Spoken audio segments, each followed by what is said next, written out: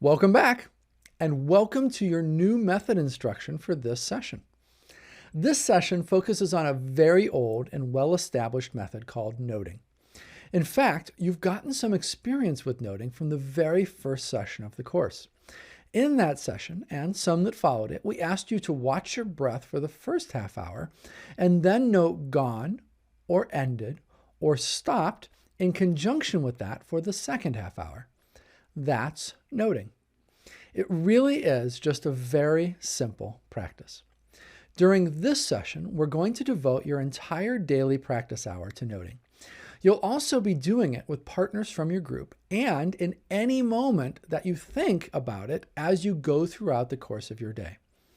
For simplicity, we're going to start with a slightly easier form of the exercise and then work up a bit so that it becomes more of a full and comprehensive practice for you. As I've mentioned, the practice itself is very simple. It just involves you paying attention to what you're experiencing in the present moment. You're going to take note of whatever your dominant experience is in this moment. And then do that immediately again in the next moment, and then again, and then again. In each and every moment, you simply examine your experience to see what you most immediately notice, and then you note it. It's a good idea to experiment with doing the practice both silently and aloud. One benefit of doing it out loud is that it involves more of your brain. You're using your speech planning and motor areas, your hearing areas, and so on. This can help you remain more focused during the exercise. However, that doesn't mean it's best for you. As with every method, you should experiment to see which version of it works the best for you. To begin, I'd like you to classify your experiences into one of the following categories. And so these are the words that you will note: seeing, hearing, smelling, tasting, feeling, thinking, and emotion. I think all of these are self-explanatory except maybe feeling. That category refers to tactile sensations. So, for example, if you touch something with your hand, that would be you feeling it, and you would note feeling. Or if you're feeling your shirt on your skin, you would note feeling. Or if you're sitting down, you feel the pressure of your bottom on the chair that you're sitting on, you would note feeling. For your first half hour of practicing this method, I'd like you to use these simple categories. It's going to simply help you ease into the practice and get used to it. So, for example, when you start, if you're seeing a bird, you simply say seeing. If in the next moment you find yourself hearing traffic, you just say hearing. If in the moment that follows, you find yourself thinking about something or experiencing a memory, you just note thinking. Now, that last one can be a bit complicated. If your mind was wandering, you may have to wait for a break in that before you realize that you were thinking. It's no big deal. Once you realize that you've been thinking, just note that and then move on to whatever you notice next. Here's an example of what this form of noting will look like. Seeing, hearing, seeing, seeing, feeling, feeling, hearing, seeing, hearing, feeling, seeing, tasting, seeing, hearing, tasting. So as you can see, it's a very, very simple practice. Again, do not overcomplicate it. You only have to do this more simple form of noting one time. It's literally just for the first half hour of your using this method to help you ease into it. After that, you should have the gist of the exercise. And from that point on, and right from the start of all subsequent sessions that you do, I'd like you to eliminate the simple categories and be more descriptive. Now, in some cases, these high-level categories will still be useful. For example, if you find that you were thinking, that's still a perfectly fine label for you to use. However, if you find that you were experiencing the physical sensation of feeling, you probably want to be more specific. For example, if you were feeling your bottom pressing into the chair that you're sitting on, what is the actual sensation of that? Just think about that for a moment. What is the actual sensation? You're probably sitting as you watch this video, so what is that sensation? Often, it's something like pressure. You're feeling the pressure of your body or the weight of your body, or it could be weight is another way of thinking about that. So there's many different things. There could be a temperature difference because of where your bottom is pressing in. It might feel warmer, so you might feel warmth there. There's any number of things that might describe that. Or perhaps you experience a sensation that relates to the temperature in the room. And that might be noted as a coolness on your skin, which you would simply summarize in one word as coolness. For things like seeing and hearing, often these top-level category descriptions will remain useful. For example, if you were seeing the bird outside your window, you wouldn't say seeing a bird. You would simply continue to use just the word seeing. However, if you were experiencing brightness from the sun, it would be more appropriate to say brightness than the more generic seeing. There are no hard and fast rules here, and it's important not to stress yourself out when answering. Just do your best and know that it will be perfectly fine. Sometimes it might be a sensory experience that's hard to classify, or it might be too complicated and multifaceted for you to quickly and easily distill down to a single word. For example, maybe you take a look at what you're experiencing right now, and you notice that your attention is on the inhale of breath through your nose. To complicate things, you have something that you just cooked, and there are very strong food smells in the air. You may also notice coolness from the air that you're inhaling. And perhaps there are even other forms of sensation in your nose. Perhaps a slight tickling where the air is passing by, for example. There is so much to report in a composite experience like this that it can be overwhelming in terms of trying to figure out what to pick. In a case like this, again, do not stress yourself out. If you want, you can just pick any one of those things. Or if you prefer, you can note a composite sensation like that by simply saying the word sensation or sensations and then move on. Just make sure that your entire session isn't sensations, sensations, sensations, and so on. If you find yourself repeating the same thing over and over like this, most likely you can be digging in more and finding additional specific details to report. Also, if it wasn't for the food smell, you could probably summarize the sensations in your nose as breathing, for example. You might find that when you look at the next moment, it's an emotion. If that's the case, you want to report what that is. Now, this can actually be a bit of a touchy issue for some people in some instances. For example, what if you look inside and you find something like anger or rage or frustration or humiliation or vengefulness or disdain, disgust, fear, shame, and so on? Frankly, these can be things that we choose not to acknowledge even when we're doing this as a solo exercise, and especially when we're doing them in a course about fundamental well-being. But to say something like rage or humiliation or vengefulness out loud during an exercise with a partner could seem even more difficult for you. There are two things people sometimes do in this situation. First, they might try to find something else from their legitimate experience to say. For example, they might wait an extra moment until their attention shifts to the next thing, which might be seeing, for example, and then report that instead. Or they might dig a little deeper into their present moment experience and try to pick something else rather than the negative emotion that they don't want to report. Or they might just make something up to report. In other words, they might not be honest about their report. I strongly encourage you not to do either of these. It's best to be completely honest about what you find when you look at what you're experiencing. In fact, that's one of the main points of this exercise. I realize that these aren't necessarily things that we want others to know we're experiencing, but I assure you that they are not only being experienced by you. I've seen decades-long practitioners of this method come up with reflections like this while doing the exercise. So certainly it's fine if you do as well.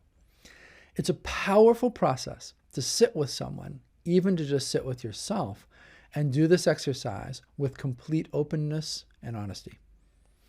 The primary benefit of doing the exercise with another person is accountability. When you do the practice with someone else, there's another person who's waiting for your response.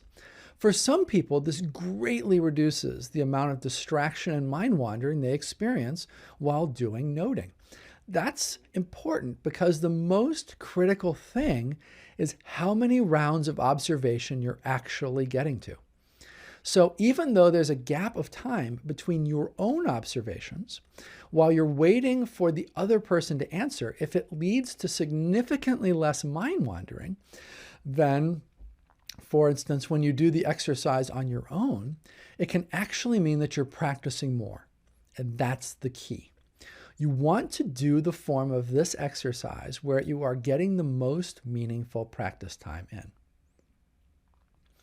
There's no limit to how many people you can do group noting with, but keep in mind that the more people you add, the less practice time you'll get for your time investment because you'll be waiting for the others to finish.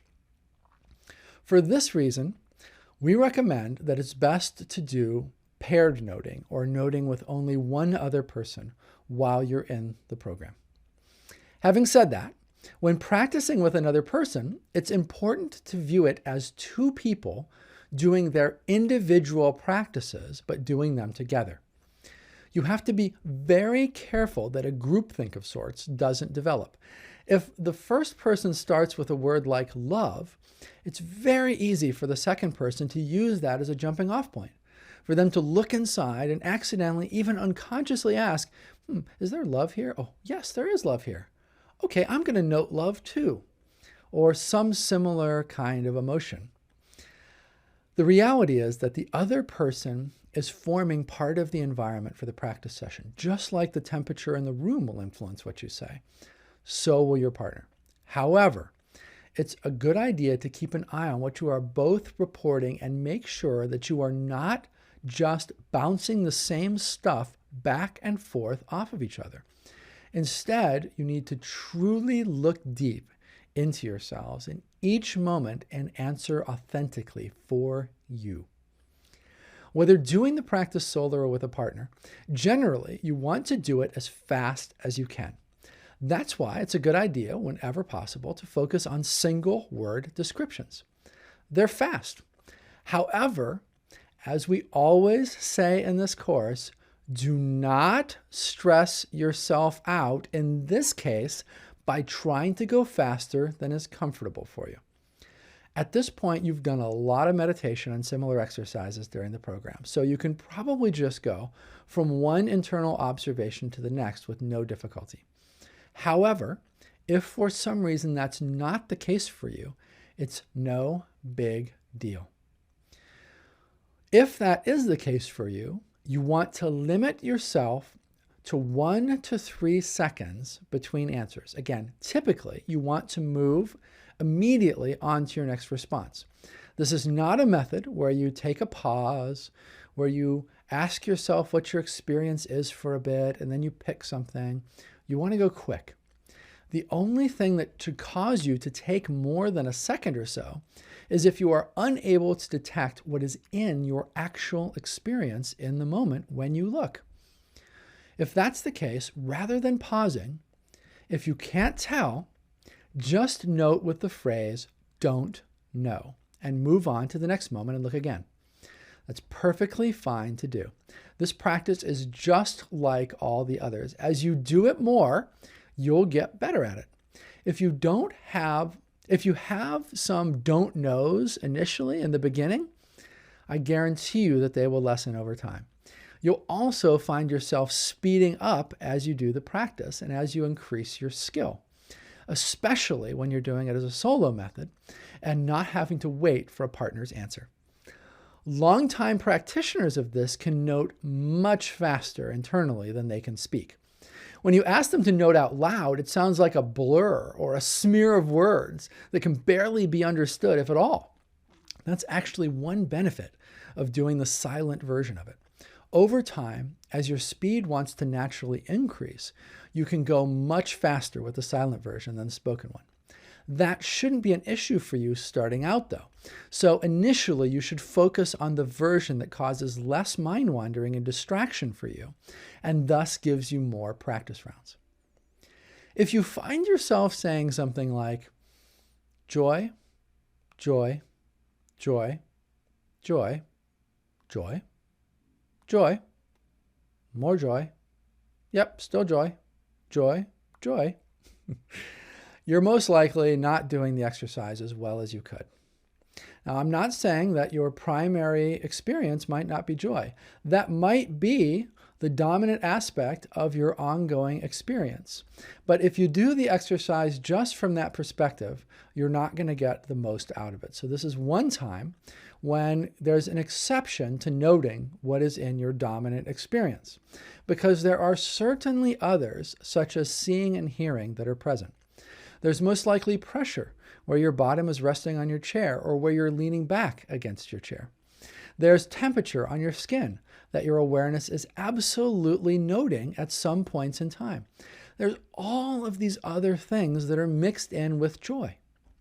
If I ask you what your dominant experience is right now, maybe you would legitimately answer joy, but you're most likely just looking at one preferred aspect of your internal perception. And that's all you're noticing. For this exercise, that is not optimal. It may be optimal for your moment-to-moment experience of the world when you're not doing the exercise. But when you're doing the exercise, that's not a good thing to have happening for you. When you really get into your stream of consciousness, there certainly may be joy for a percentage of the time, and that's why you're able to bias yourself viewing it. But if you look more closely, you will find it interspersed with other aspects of your perception, such as feeling pressure from your bottom on the chair, and so on. If you've just trained yourself to ignore that and bias your moment-to-moment awareness towards joy, then you're going to want to make a slight shift in that while you're doing this method this week.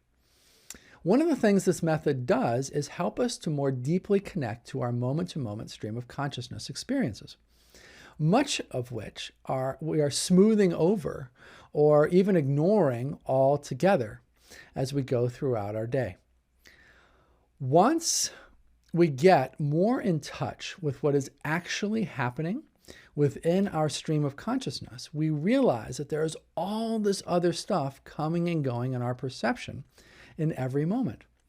Realizing this is a powerful way, especially if you deeply internalize it, to help you transition to fundamental well-being. And if you're already a finder, to help you deepen into fundamental well-being. It's probably the most important aspect of what this practice does for us. Before we go on, let me give you an example of what a solo session with more detail might look like. Seeing, pressure, tingling, disturbances, tingling, energy, heat, pressure, rush, seeing, hearing, pressure, disturbances, seeing, hearing. So you get the idea. There's all sorts of ways for you to note your internal experience. Those are just some of them. And in case you're wondering whether disturbances was an emotional thing and whether I was not reporting the emotion that was disturbing, that was actually a physical sensation. It was just a little upset in my stomach because I ate just before I started making this video. Okay, so as I mentioned at the start of this video, this week I want you to use this method in 3 ways. First, I want you to use it whenever you think about it during the day. You can note wherever and whenever you have a spare moment, even if it's just for a very short period of time. The reality is that every moment of practice helps, and it can be very beneficial to integrate this practice into your moment-to-moment life. Second, I want you to do this as a solo practice during your 1 hour of daily practice a day, as I lay out in this video. And third, I want you to do this with some of your small group members in pairs.